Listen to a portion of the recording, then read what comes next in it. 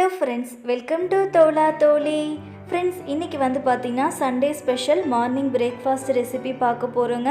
முட்டையை வச்சுட்டு ரொம்பவே சூப்பரான முட்டை மசால் பூரி ரெசிபி பார்க்க போகிறோங்க. இந்த முட்டை மசால் பூரி வந்து பார்த்திங்கன்னா அவ்வளோ பிரமாதமாக இருக்குங்க. அது மட்டும் இல்லாமல் ஒரு 10லேருந்து 15 நிமிஷத்தில் ரொம்பவே ஈஸியாக ஞாயிற்றுக்கிழமை காலையில் டிஃபன் ரெடி பண்ணிடலாங்க. இப்போ இந்த முட்டை மசால் பூரி எப்படி செய்யலான்ட்டு பார்க்க ஆரம்பிச்சிடலாங்க.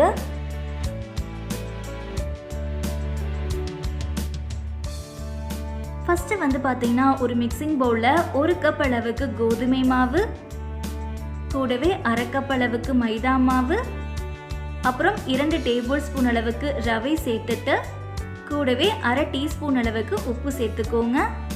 இதுக்கப்புறம் எப்பயும் போல் மாவை நல்லா இந்த மாதிரி கலந்து விட்டுக்கோங்க. இப்போ மாவை நல்லா கலந்ததுக்கப்புறம் மேற்கொண்டு தண்ணி சேர்த்துட்டு எப்பயும் போல் பூரி மாவு பதத்துக்கு நல்லா நம்ம மாவை பிசைஞ்சு விட்டுக்கலாங்க. இப்போ பார்த்தீங்கன்னா பூரி மாவு பதத்துக்கு மாவை நல்லா நம்ம சாஃப்டாக பிசைஞ்சாச்சு. இப்போ இந்த மாவு ஒரு 5 நிமிஷம் ஊறிக்கிட்டே இருக்கட்டுங்க. அதுக்குள்ளே நம்ம ஒரு மசாலா ரெடி பண்ணிட்டு வந்துடலாம். ரொம்ப சிம்பிள் தாங்க. இதுக்கப்புறம் ஸ்டவ் ஆன் பண்ணிவிட்டு ஒரு பேனில் 2 டேபிள் ஸ்பூன் அளவுக்கு சமையல் எண்ணெய் சேர்த்துட்டு எண்ணெய் சூடாகி வந்ததும் இதில் 1/2 டீஸ்பூன் அளவுக்கு சீரகம், 1 டேபிள் ஸ்பூன் அளவுக்கு பொடி பொடியாக நறுக்கின இஞ்சி, 1 டேபிள் ஸ்பூன் அளவுக்கு பொடி பொடியாக நறுக்கின பூண்டு, அப்புறம் 2 பச்சை மிளகாயை பொடி பொடியாக நறுக்கிட்டு சேர்த்துட்டு கூடவே 2 பெரிய வெங்காயத்தை நல்லா பொடி பொடியாக கட் பண்ணிவிட்டு சேர்த்துக்கோங்க. இது கூடவே கொஞ்சமாக கருவேப்பிலை இலைகளையும் சேர்த்துட்டு நல்லா வதக்கி விட்டுக்கலாங்க. இப்போது வெங்காயம் நல்லா வதங்கிக்கிட்டே இருக்கும்போதே இதில் ஒரு 1/2 டேபிள் ஸ்பூன் அளவுக்கு உப்பு சேர்த்துட்டு நல்லா வதக்கிக்கலாங்க.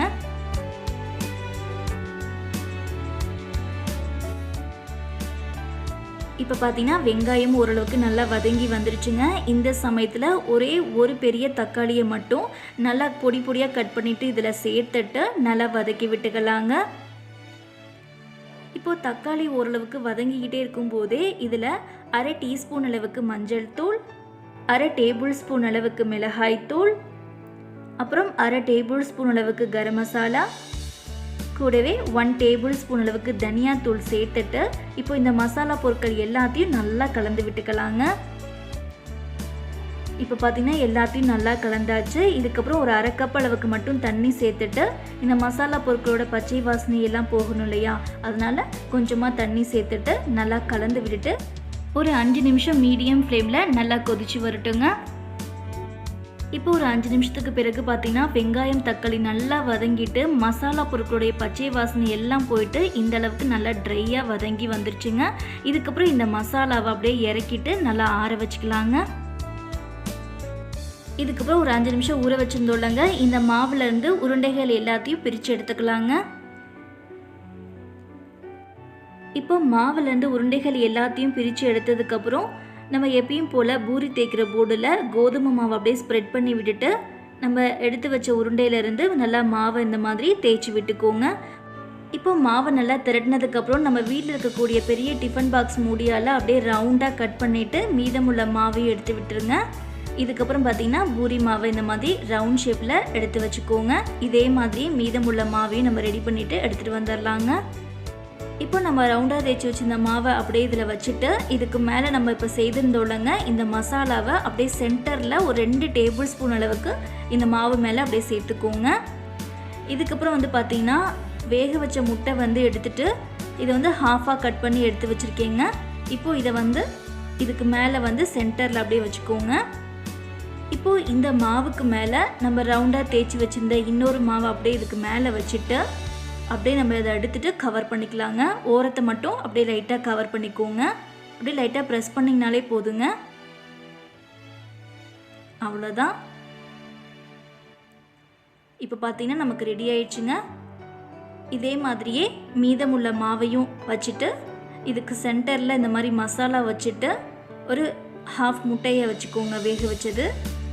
இதுக்கு மேலே அப்படியே இன்னொரு மாவு வச்சு க்ளோஸ் பண்ணிவிட்டு ஓரங்களை மட்டும் லைட்டாக வந்து இப்படி ப்ரெஸ் பண்ணி விட்டுக்கோங்க. அவ்வளோதாங்க. இப்போ நம்ம ஃப்ரை பண்ணுறதுக்கு மாவு வந்து ரெடியாக இருக்குது.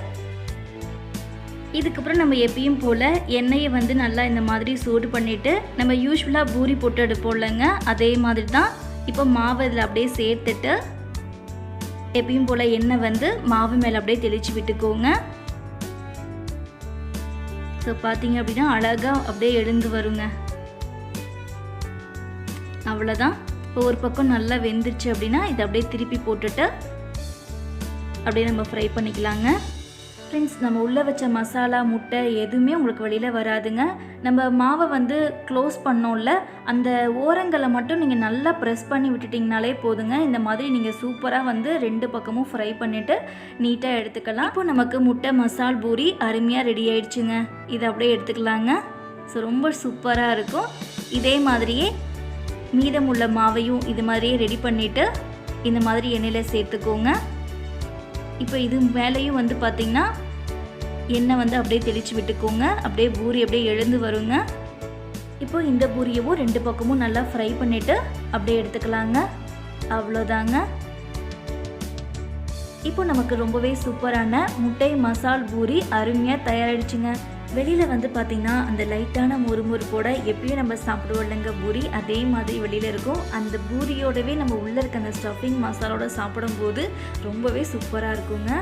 அதே மாதிரி இந்த பூரிக்கு வந்து நீங்கள் சைட் டிஷ் எதுவுமே தேவைப்படாதுங்க. சப்போஸ் உங்களுக்கு வேணும்னா மட்டும் இந்த மாதிரி நீங்கள் தயிர் பச்சடி வச்சுட்டு பரிமாறிக்கலாம். ஓகே ஃப்ரெண்ட்ஸ், இன்றைக்கி நம்ம ரொம்பவே டேஸ்டியான முட்டை மசால் பூரி ரெசிபி பார்த்தோம். இந்த வீடியோ உங்களுக்கு பிடிச்சிருந்தா லைக் பண்ணுங்கள், ஷேர் பண்ணுங்கள்.